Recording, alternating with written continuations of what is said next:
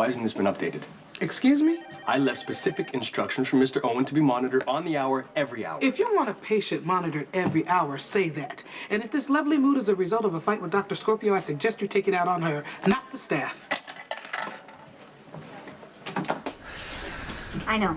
Surprise, I should have called. No, I'm always happy to see you. I won't take too much of your time. You can take up as much time as you want, but you seem a little fidgety. What's going on? Yeah, I need an objective opinion from someone who knows, and you're it. Well, you're the only one, actually. Okay, I'll give it my best shot. Okay. You knew Stone and I together. You know how much I loved him. You saw how devastated I was when he died. Yeah. And you saw me struggle and then decide to get on with my life, right? The operative word being decide. I made a conscious decision to reassemble what was left of my heart and get on with the business of living. So, it must be obvious to you, to anyone except arrogant know-it-all Patrick, that I'm not suffering from anything resembling survivor's guilt. Of course you are. I believe you agree with Patrick. You don't think Patrick has insight into what drives you?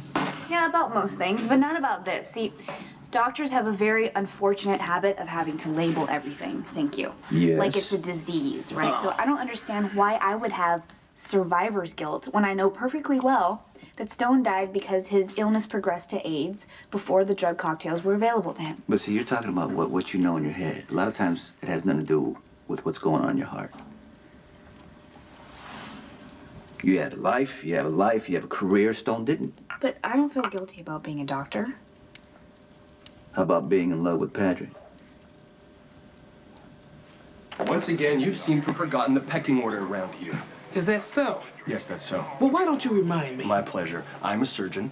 You're a nurse. Which means what? I'm supposed to bow down before your godlike Which means presence? you're supposed to treat me with some modicum of respect. Commenting on my personal life is completely inappropriate.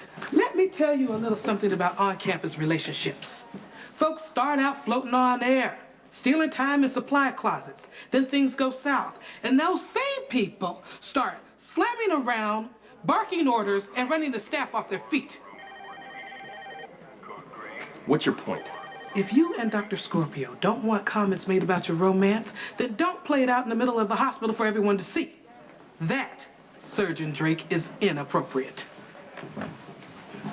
In case you've forgotten, Mr. Owens is in 712. Haven't seen Epiphany ticked off like that in a while. What'd you say to her? Don't start with me right now. Well, let me guess.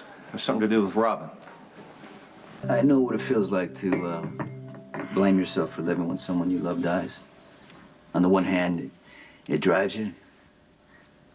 You want to be worthy of that person, so you set goals, you strive to achieve them. On the other hand, you feel like you dodged a bullet, got away with something, You start feeling like you don't deserve your own life. Mm-hmm.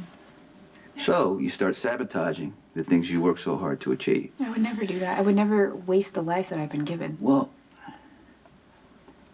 after Stone died, you were carrying a heavy burden. Right? Look, it's not up to you to live your life as a memorial to Stone. He wouldn't want that, and he wouldn't want you to beat yourself up because you're falling in love again. What makes you think that I love Patrick? Oh, I don't know. Maybe you've mentioned it once or twice, or... Well, maybe I was wrong. Maybe I was just caught up in the moment. And there's I always didn't really the way you look at Patrick. Right. You brighten up when people mention his name, and you defend him, and you praise him. Sorry I asked. But you did, and I'm not done yet. I know you're in love with Patrick. You know why? Because you're struggling with this. And you're feeling guilty when you never did before. 11 years now. Can you imagine? Stone's been dead 11 years, and you're still hanging on to that. You're starting to let go, right? And it terrifies you.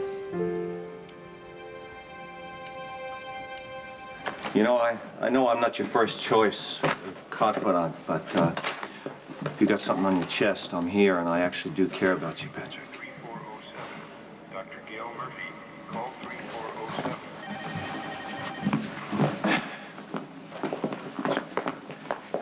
You know about stone cakes? Yeah. Robin's first love, right? He died from AIDS? Yeah. How am I supposed to compete with that? I mean, there's a reason why Juliet killed herself. She could live till she was 105. No man will ever compare to the love she had and lost when she was 14. And that's Robin. Stone is permanently enshrined in her memory. Perfect and tragic. The minute that memory is threatened, the minute she feels anything real or lasting with me, she freaks out like she's being unfaithful to the guy. I mean, no disrespect, but he's been dead for 10 years. Maybe you should, see it from her perspective. She fell in love with this guy Stone, right? And what happened? He died. Now she's fallen in love again. Once you connect the dots. Nobody knows better than you how I fell apart completely when your mother died. And even now, it still feels like my loss. Though, for the record, I know you lost her too. Well, let's not worry about that right now. Maybe it was because she died on my table under my hands. I'll never know for sure. I just would have spiraled out, I think, anyway. Just she was that central to my life. Anyway, the point is that even now, years later, thinking about feeling that and risking that devastating loss again, it just stops me in my tracks. And Robin is actively in a relationship with you, feeling love again, and she's taking the risks. So it's the potential of loss that's got her all freaked out. Yeah, sometimes fear can be pretty debilitating. And it's often easier just to blow up the thing that's causing the fear. I'll shot of tequila, please, and don't stop there. Okay. Oops.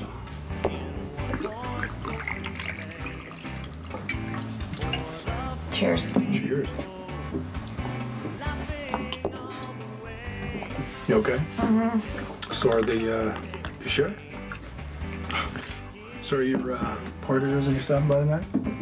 No, tonight is just a one-woman celebration. Yeah? What's the occasion? I have no idea, but when I figure it out, I will be sure to let you know. Nice shirt. Thank you, I appreciate that.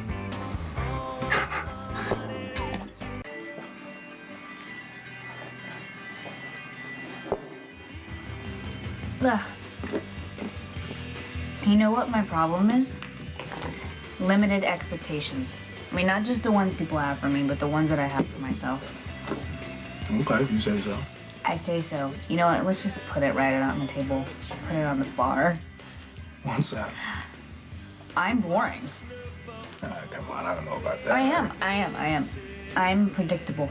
I mean, you can always depend on boring, predictable Robin to make the sensible choice, to do the right thing.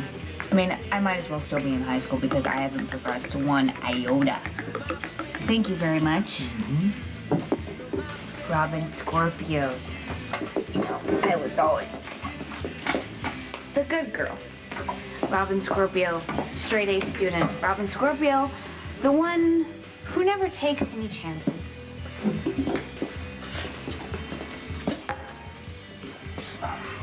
But I did take a chance once. I took a chance on love. Ah, okay. I think I get where this is going now. You see? That's what I'm saying. I'm predictable. I mean, you would have thought that having that experience in my life would have loosened me up a little bit, you know, giving me some mystery. Maybe it did for a little while, but then, well, something happened and I reverted and, you know, all work, no play. No wonder people think that I'm someone who could suffer from survivor's guilt. Yeah, well, you know, guilt's a relative thing. And besides, I can't picture you doing anything to feel guilty about. Come on. Well, I'm living by the rules. I'm not actually living life, and for that, I should definitely feel guilty. What are you doing? I'm getting ready to make a really big mistake.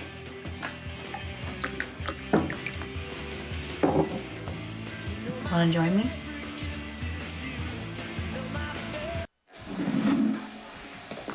How many drinks did you serve her? Hello. Right here. If you have any questions for me. I'm assuming you lost count. No, I know exactly how many have because, excuse me, but that's one of my special talents. I keep great excellent records.